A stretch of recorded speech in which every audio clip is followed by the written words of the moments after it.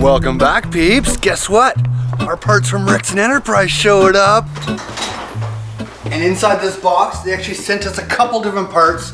We're gonna have to break it into 2 different videos. So for this video, we're just gonna talk about this piece right here, which is another heat exchanger for our heating system. Now this heat exchanger that we're looking at here might look exactly the same as the last 2 that we installed inside the van, but it is a little bit different. As you can see, it's not quite as thick because it's a single plate heat exchanger, and this is so we can take the hot coolant from the engine, so when the van runs, it'll run through this heat exchanger and heat up our glycol loop system that we installed right here. So what's gonna happen is when that heats up, it'll pump through here while we're driving and give us hot water and hot air available just from taking ROAMR for a cruise. Don't have to run the diesel heater, don't have to run the 110 volt heater. Free heat, my friends. You can't go wrong with that. And although I actually declined on doing this part of the build originally, just because it is a bit of a hassle hooking into the system of the engine of the van, Rexon's really just kind of talked me into it, said, Jeff, why wouldn't you do it? Seeing you have the opportunity. Which is correct, because if we're going to do it right, we might as well do it now.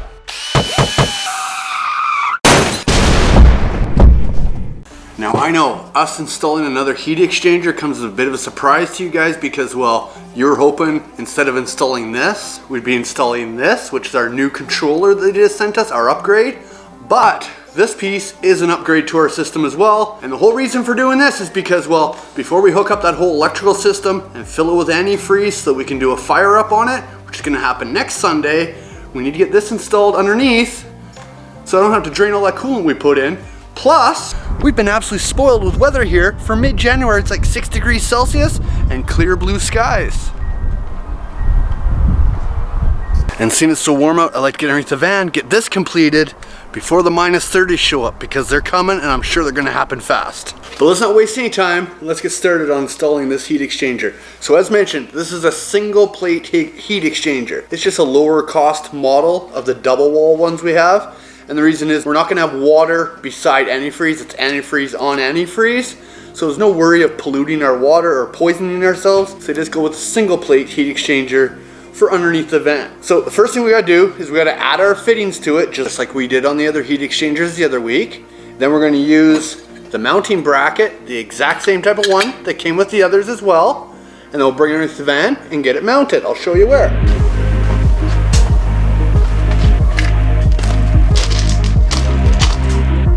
Let me tell you, I woke up on the wrong side of the bed this morning, peeps. My hip is freaking broken. But check this out. Mercedes sent us a couple pairs of free socks. Those guys freaking rock.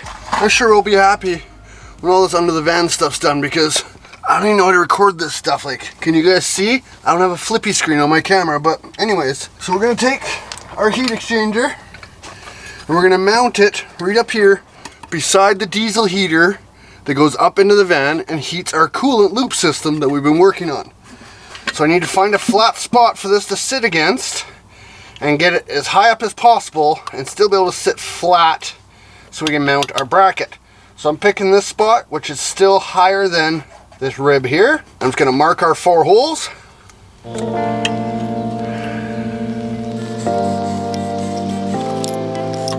Just like that.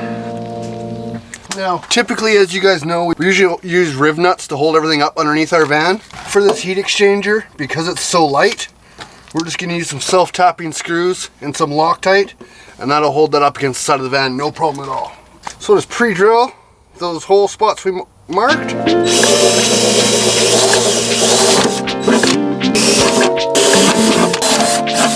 Then I'll use some primer to prime our holes. Put Loctite on our threads of our screw.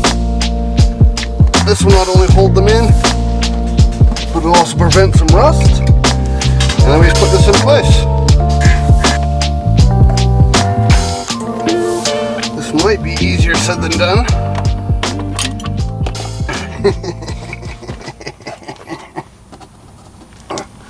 Let's try something else here.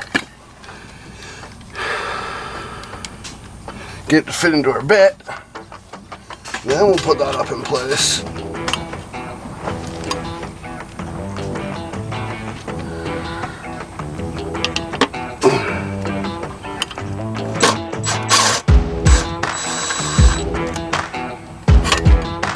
and we'll do that times 4.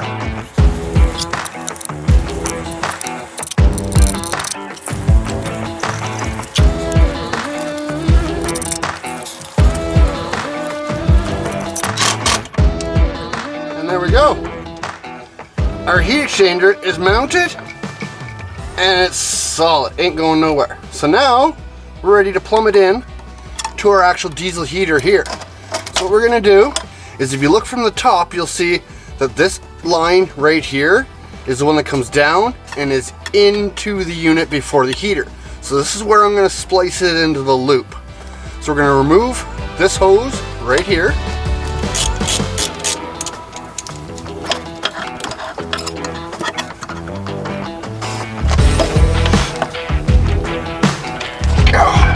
Darn it.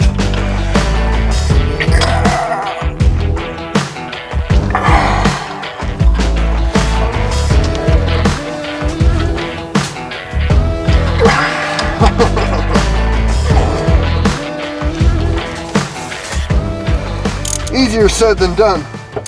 But if you weren't hooking in this engine heater, this showed you the way to do it without it. And now we're going to show you the way to do it with it. So I'm putting in the extra work just for you guys, because I'm that nice of a guy. God. Holy crap.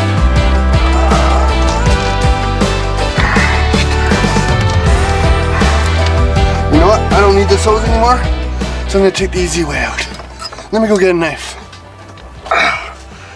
And there it is. So from the pump, it's going to come down from here into the heat exchanger, through, and then back into the heater. This way, if we're just running the diesel heater, it actually heats the fluid up and goes straight up into where our water and our air is, and it comes back down through the heat exchanger. Only reason why I'm doing that is just so that if we are just running the diesel heater, the hot fluid goes into our water system first, as opposed to this and cooling it down and then going up. Does that make sense? It's a little hard to explain. Okay, I feel I should explain this a little bit more, just because I am doing it different than how they lay it out on their schematic. So right now they have it coming from the tank that you saw into the pump. The pump goes into the furnace, then goes up through to the engine heat exchanger, through to the domestic water, then up to the furnace, and then back to the tank to recycle. The problem I see with this is that this is underneath the van. So in cold weather, that's going to be a very cold plate. So if it goes through this S-bar furnace, heats that plate up, and then goes to this, it's going to lose a lot of its heat by the time it goes from here to there. And there's no point in this furnace heating this heat exchanger. This whole point is to go to the engine, so that when the engine runs, it pumps through, making this hot. So without running this furnace, if this fluid is circulating, it'll make it hot, so that this gets hot, and so on and so forth, without using the diesel heater. So to save that energy loss, I'm going from the pump straight across to the heat exchanger, where it'll go through there, and then it'll go to the furnace, coming back out straight to our water, creating more hot fluid to go into our hot water exchanger. But if we're driving and the engine's running, as this circulates, it'll go through here, then down through the furnace, and still create hot fluid for everything. I just feel it's a lot more efficient to go to this last of the furnace loop rather than first.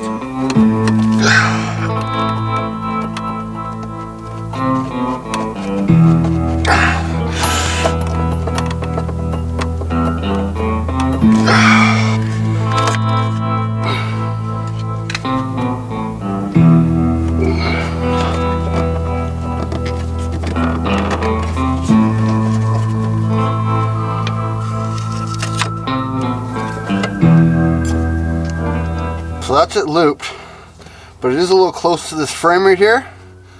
So I'm going to grab some of this edge trimming that we put around our windows, and I'm going to slide that right behind there, and now it won't rub on the metal, and we're golden, my friends. I'll tighten these down,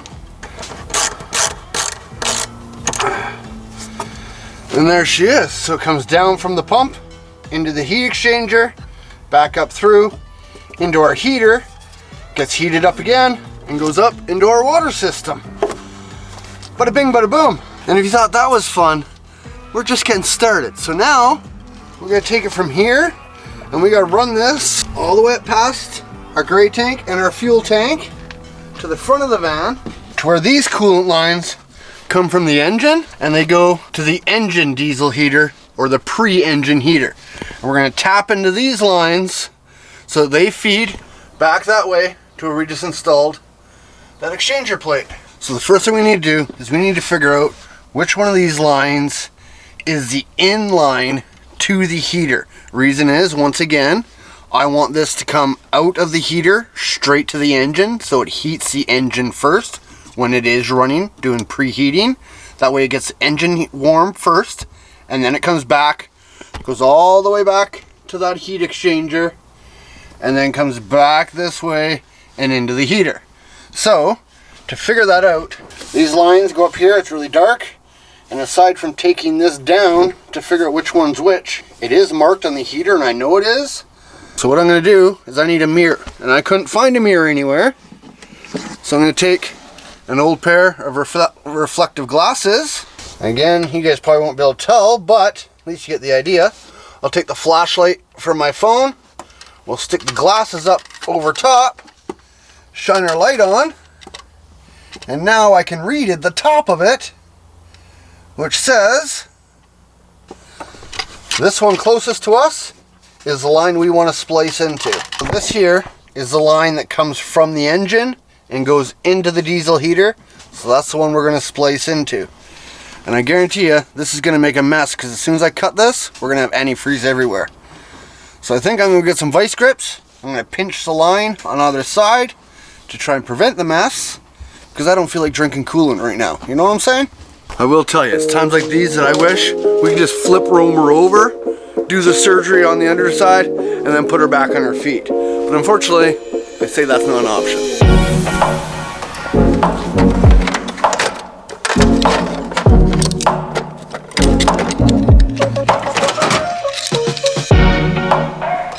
So we'll take this one.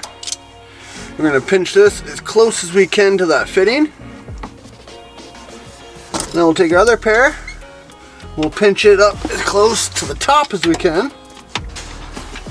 Then we'll take our hose cutter and cut our hose. Let's hope we don't mess up. Get out of the way. Here it comes. Ready?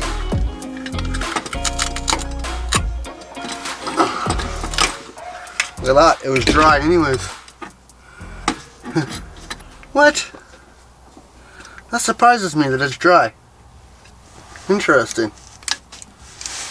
Interesting. There's absolutely nothing in there.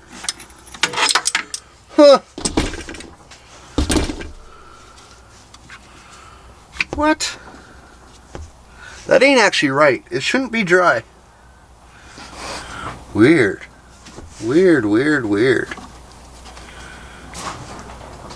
Weird.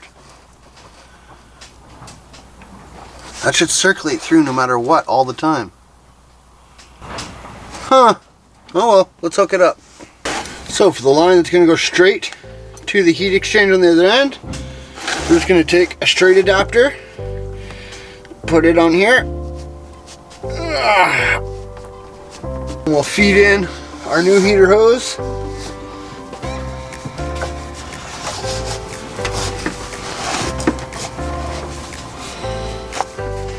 And now those two are hooked together.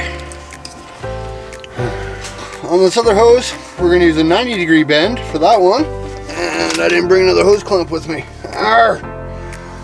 You get the point. And then to ensure everything stays up tight, I'm going to use clamps like this, which wrap around the hose and mount up to the frame. And then we'll strap both the hoses together because they're both going to be hot lines anyways, so it doesn't matter at all. Perfect. Look at that. They're solid. Ain't going nowhere, my friends. And now it's going to continue that all the way to the back again. So remember, we need to go opposite. So if it's coming in at the bottom on this side, it needs to go in at the top on this side. So this is that line. Yeah, perfect.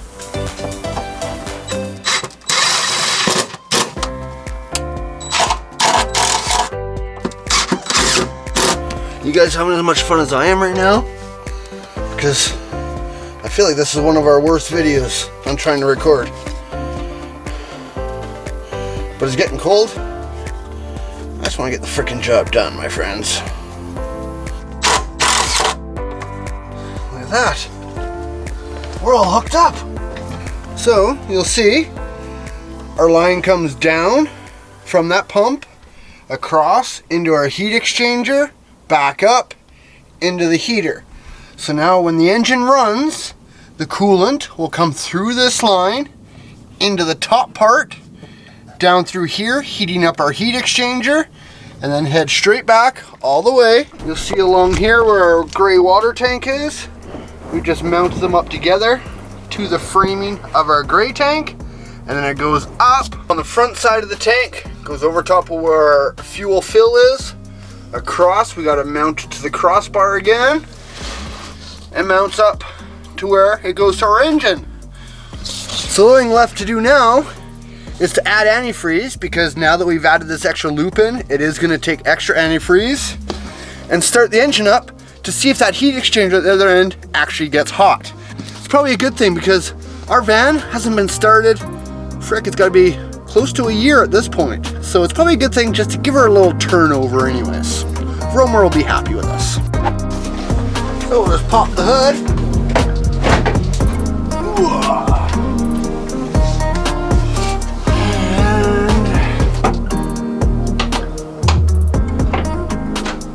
And there we go. And then the coolant is inside here. Come here. So this is our antifreeze right here. As of right now, it does show as good. But once we fire it up, it should suck a bunch of that down. Then we'll be able to top it up and purge out the air that's going to be inside this system. And then we'll grab our battery and we'll set it down into there, just like that. And now we have interior lights again, which means when we put this back together, we did it properly. Who would have thunk it? But now I need to find keys. After a year, who the heck knows where these keys are? Found them. Will it start?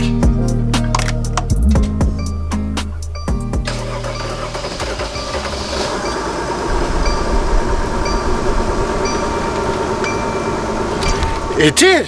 Woohoo! Wasted on fixing all the problems. And now we're just gonna let her run until all the lines get nice and warm. We'll keep an eye on our fluid, see if it drops down below that max. And once those lines back there are hot, our lines underneath the van should be hot. So we've had this running for a long time now, and these lines are still ice cold. Although inside the van is blowing tons of hot air already. There's something not right here. So hold on, let me take a look around. Oh my goodness, you gotta be freaking kidding me. Hold on, let me shut the van off. What a joke.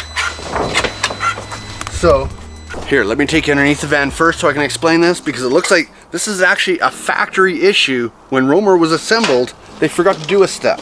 So with this diesel heater that we purchased from the factory, this is part of the winter package, they call it, where you get this pre-engine heater, factory mounted, factory hooked up, as you can see. All the wires are all hooked into it. The computer knows it's there. Coolant lines, as we spoke about, are hooked into these factory lines that are part of the coolant frame lines.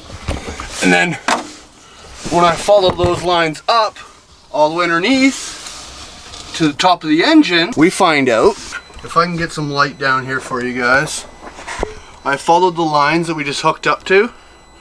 Let's see if I can get a light set up and actually let you guys see down there. Is that even going to be a possibility? See those two lines right there? I'll circle them. Come on, come on. Off that. And Mercedes, come on. I'm getting upset now. Now I'm getting angry. Right there. And Mercedes never actually hooked him up to the engine. So they literally sold me a unit with a diesel heater, external diesel heater engine preheater on it, but they never actually hooked it up to the engine.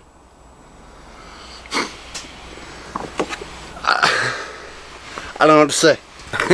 I'm absolutely shocked that a manufacturer like Mercedes can make this kind of issue. It just blows me away. And I could easily plumb that in, no doubt about it. It's a pretty straightforward system, but it's a brand new van, less than 500 kilometers on it. It's a very expensive van, and it's on warranty, so it's up to them to fix it. Now, it's going to fall in the dealership, so we get to test out their customer service skills and check it out. That's the second pair of socks they sent us. So I'm pretty confident the customer service will be the same and or better when it comes to servicing ROAMR at their location. But only time will tell, right? But the thing is, I need to call them now and get it documented, because we can't even bring that into the Mercedes shop until it's out of this shop. And I'm not even going to try and pretend to have a guess as to when that's going to be. So we'll get it documented. I'll call them tomorrow, Monday, so they know about it and make a plan for when it's done. It's got to go straight to the shop even before we get to go for a travel. So we're going to move forward on this. It is plumbed into the system, ready to rock, so we don't have to worry about that anymore. And now we got to move forward, which is hooking up our upgraded control panel and electrical box that Rixon's just sent us, and get our heater up and going and have heat inside that van from our hydronic heater next Sunday. I promise. So if you made it this far, you haven't hit that subscribe button, maybe consider doing so. No pressure, of course. You do you. If you have subscribed, thank you, thank you, thank you. Maybe, just maybe, consider hitting that bell. And we will see you next Sunday. Perfect.